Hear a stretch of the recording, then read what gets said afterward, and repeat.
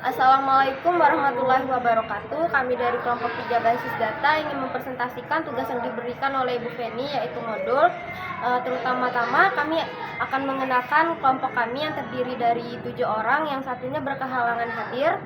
Yang pertama, saya Selvina Fatona, Aditya Ramada Satrio, Tiara Melia, Muhammad Zahri, Ramdhani, Heroin Arianto. Baiklah, kami akan membacakan presentasi kami yang akan dibacakan oleh saudara Rio.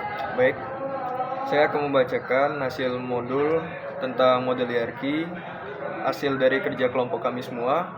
Langsung saja ke poin-poin yang pertama, yaitu pengantar atau perkenalan. Model hierarki adalah struktur yang menggambarkan organisasi, sistem, atau proses dan dengan menampilkan hubungan antara elemen-elemen yang berbeda.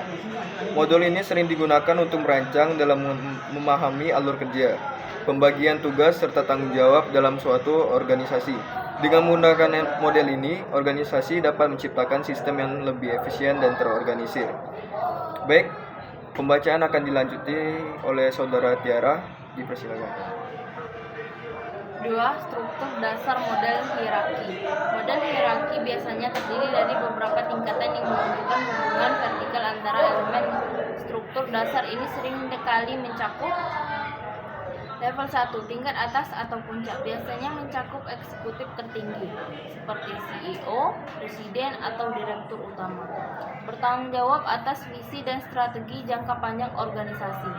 Level 2, tingkat menengah, mencakup manajer departemen, kepala divisi, atau direktur. Tugas mereka adalah menerjemahkan strategi dari tingkat atas menjadi rencana operasional dan memastikan pelaksanaan di bawah mereka. Level 3, tingkat operasional, terdiri dari staf, karyawan, dan tim operasional, bertanggung jawab untuk pelaksanaan tugas sehari-hari dan pencapaian tujuan spesifik. Selanjutnya akan dibacakan oleh rekan saya, Ramdhani. Yang ketiga yaitu komponen model hierarki. Setiap model hierarki terdiri dari beberapa komponen kunci. Yang pertama, elemen.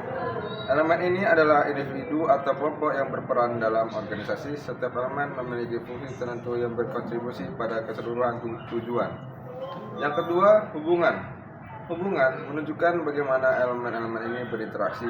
Hubungan ini juga berupa saluran komunikasi, tanggung jawab, dan alur pelaporan. Yang ketiga yaitu alur informasi. Alur informasi yaitu merupakan proses pertukaran informasi antar elemen. Alur informasi yang jelas memastikan bahwa semua pihak mendapatkan data yang diperlukan untuk pengambilan keputusan yang tepat.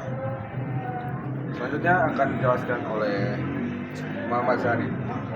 Contoh model hierarki. Berikut adalah contoh sederhana struktur organisasi dalam bentuk diagram hierarki. 1. Fungsi model hierarki. Model hierarki memiliki berbagai fungsi, antara lain pengolahan sumber daya, memudahkan pengolahan sumber daya manusia dan material. Komunikasi efektif, meningkatkan komunikasi dalam organisasi dengan menciptakan saluran yang jelas untuk menyampaikan informasi dan laporan. Penentuan dan tanggung jawab, membantu setiap individu memahami peran dan tanggung jawab mereka sehingga mengurangi kebingungan dan meningkatkan aksesibilitas. Selanjutnya, saudara Harian. Norm implementasi. Untuk mengimplementasikan model hierarki, langkah-langkah berikut dapat diikuti. 1. Identifikasi elemen. Tentukan siapa saja yang akan terlibat dalam model. Ini bisa mencakup individu, tim, atau departemen. 2. Tentukan hubungan. Gambarkan bagaimana elemen-elemen ini berinteraksi. Apa jalur komunikasi yang ada, siapa yang melapor kepada siapa. 3. Buat diagram hierarki. Gunakan alat grafis untuk membuat diagram yang mewakili struktur. Pastikan diagram ini mudah dipahami. 4. Evaluasi dan sesuaikan. Setelah diagram selesai, tinjau kembali untuk memastikan bahwa semua elemen dan hubungan telah terwakili dengan benar. Sesuaikan jika diperlukan berdasarkan masukan dari anggota tim atau stakeholder. Yang ketujuh, kesimpulan. Model hierarki adalah alat penting dalam merancang dan mengelola organisasi.